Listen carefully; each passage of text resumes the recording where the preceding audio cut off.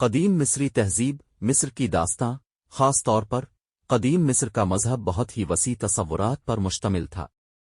قدیم مصریوں کے مذہبی اعتقادات ان کی ثقافت کی نشوونما میں غالب اثر و رسوخ رکھتی تھے، اگرچہ ایک حقیقی مذہب متفقہ مذہبی نظام کے معنی ان کے درمیان کبھی موجود نہیں تھا۔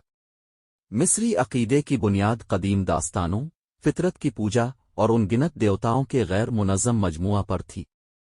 ان افسانوں میں سب سے زیادہ بااثر اور مشہور میں ایک مقدس درجہ بندی تیار کی گئی ہے اور زمین کی تخلیق کی وضاحت کی گئی ہے۔ مصری تہذیب کے مطابق پہلے صرف سمندر ہی موجود تھا، پھر سورج جسے قدیم مصری را بھی کہتے تھے ایک انڈے سے نکلا جو پانی کی سطح پر ظاہر ہوا۔ بعض روایتوں کے مطابق ایک پھول سے نکلا تھا۔ را نے 4 بچوں کو جنم دیا، جن میں 2 بیٹے دیوتا شو اور گب اور دیویوں میں ٹفنٹ اور نٹ۔ شو اور ٹفنٹ ماحول بن گیا، زمین بن گیا، اور نٹ جو آسمان بن گیا۔ را نے سب پر حکمرانی کی۔ بعد میں گاب اور نٹ کے 2 بیٹے سیٹ اور اویسیرس اور 2 بیٹیاں اسنس اور نفینس تھے۔ اویسیرس راؤ کا زمین کے بادشاہ کی حیثیت سے کامیاب ہوا، جس کی مدد اس کی بہن بیوی آئسس نے کی۔ تاہم سیٹ نے اپنے بھائی سے نفرت کی اور اسے مار ڈالا۔ اس کے بعد اسیس نے اپنے شوہر کے جسم کو انوبیس دیوتا کی مدد سے شہنشاہ بنایا، جو اس طرح دہندگی کا دیوتا بن گیا۔ آئسس کے طاقتور دلکشوں نے اویسیرس کو زندہ کیا، جو مردہ افراد کی سرزمین نیٹ ورکلڈ کا بادشاہ بن گیا۔ ہورس، جو اوسیرس اور آئسس کا بیٹا تھا، نے بعد میں سیٹ کو ایک زبردست جنگ میں شکست دے کر زمین کا بادشاہ بنا۔ تخلیق کے اس افسانہ سے ہی اینیڈ کا تصور آیا، جس کا مطلب تھا 9 دیوتوں کا ایک گروہ، اور ساتھ میں ٹرائی ایڈ جس کا مطلب 3 کا گروپ، جس میں ایک سربراہ والد، ماں اور بیٹا شامل ہے۔ مصر کے ہر مقامی مندر میں اپنا ایک اینیڈ اور ٹریڈ موجود تھا۔ تاہم سب سے بڑا گروپ را اور ان کے بچوں اور پوتے پوتیوں کا تھا۔ اس گروہ کی اتوار کی پوجا کے مرکز ہیلیوپولس میں پوجا کی جاتی تھی۔ مقامی دیوتاؤں کی اصلیت غیر واضح ہے۔ ان میں سے کچھ کو غیر ملکی مذاہب سے قبضہ میں لیا گیا تھا اور کچھ اصل میں افریقہ کے پری ہسٹورک جانور تھے۔ آہستہ آہستہ وہ سب ایک پیچیدہ مذہبی ڈھانچے میں الجھ گئے، حالانکہ نسبتاً پورے مصر میں کچھ مقامی دیوتا اہمیت اختیار کر گئے۔ پہلے سے نام رکھنے والوں کے علاوہ اہم دوتوں میں ون، تیوت، پٹا، خنمو اور ہپی اور دیوی ہاتور، موٹ، نیت اور سکمیت دیوتا شامل تھے۔ جہاں ان کی پوجا کی جاتی تھی، وہاں کے سیاسی عروج کے ساتھ ان کی اہمیت میں اضافہ ہوا۔ مثال کے طور پر میمفس کے اینیڈ کی سربراہی والد پٹا، والدہ سکمیت اور بیٹے امہوتپ پر مشتمل ٹرائیڈ نے کی تھی۔ لہذا میمفائٹ خاندانوں کے دوران تا مصر کے سب سے بڑے دیوتاؤں میں سے ایک بن گیا۔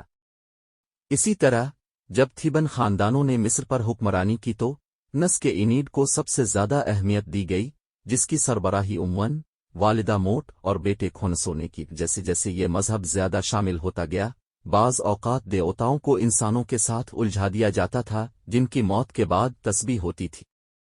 اس طرح اماوتپ، جو اصل میں تیسرے خاندان کے حکمران جوزیر کا وزیر اعلیٰ تھا اور اسے بعد میں ڈیموگڈ سمجھا گیا، 5ویں خاندان کے دوران فرعونوں نے خدائی نسب کا دعویٰ کرنا شروع کیا اور اسی وقت سے را کے بیٹے کی حیثیت سے پوجا جاتا تھا۔ معمولی خداؤں، کچھ محض شیطانوں کو بھی مقامی دیوتا کی جگہ دی گئی تھی۔ مصری دیوتاؤں کی نمائندگی انسانی یا جانوروں کے سروں کے ساتھ کی گئی تھی۔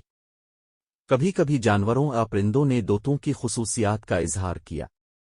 مثال کے طور پر را کے پاس ایک ہاک کا سر تھا، اور ہاک آسمان کے اس تیز اڑان کی وجہ سے اس کے لیے مقدس تھا۔ محبت اور ہنسی کی دیوی ہاتور کو ایک گائے کا سر دیا گیا، جو اس کے لیے مقدس تھا۔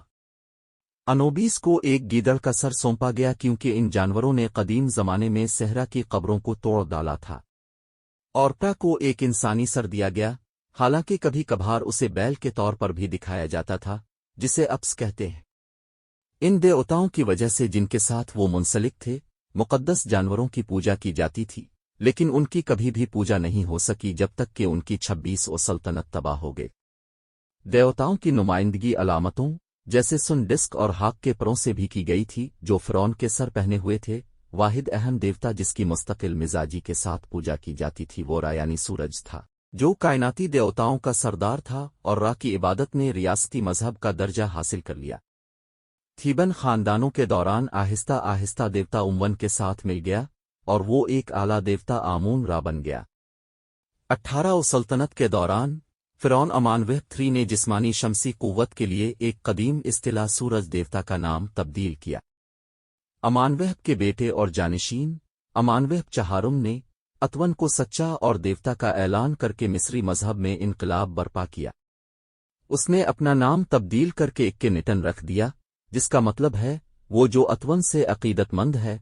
अखीनातन का सूरज मजहब जिंदा रहने में नाकाम रहा, हालांकि इसने अपने वक्त के फन और सोच पर बहुत ज्यादा असर डाला और मिस्र अखनातन की मौत के बाद अपने कदीम मजहब में शामिल हो गया। मिस्र में मुर्दे को दफन करना मजहबी तशवीश का बाइस था और मिस्री तफरीही रसूमात और आलात आखिरकार दुनिया का अब तक का सबसे वसी व अरीज मकाम बन गया।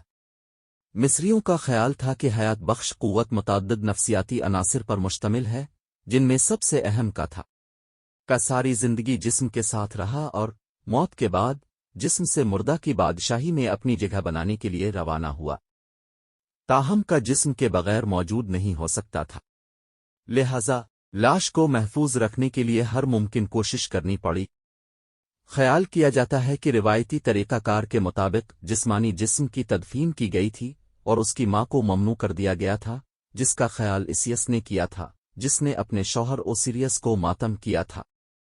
इसके अलावा ममी तबाह होने की सूरत में जिस्म की लकड़ी या पत्थर की नकलें कब्र में डाल दी गईं।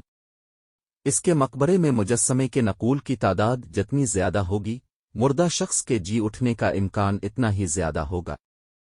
हतमी तहफ़्फ़ुज़ के तौर पर लाश और उसके सामान की हिफाजत के लिए हद से ज्यादा वसी कब्रें तामीर की गईं। कब्र से रुखसत होने के बाद समझा जाता है कि मरने वालों की जानें लातादाद खतरात से दो चार हो गईं और इसलिए ये कब्रें किताब मुर्दा की एक नकल के साथ पेश की गईं। इस किताब का कुछ हिस्सा, जो मुर्दा अफराद की दुनिया के लिए रहनुमा है, इन खतरात पर काबू पाने के लिए डिज़ाइन करदा तौजहों पर मुश्तमिल है। कदीम मिस्रियों ने जिस चीज़ को अपने लिए सूदमंद पाया, इसे एक देवता के तौर पर पौजना शुरू कर दिया। माहिरीन के मुताबिक आज भी कदीम मिस्र की तहजीब को मुकम्मल तौर पर नहीं समझा गया है, हालांकि गुज़िश्ता सदी से इसकी खोज पर भी कामीन मुसलसल जारी है।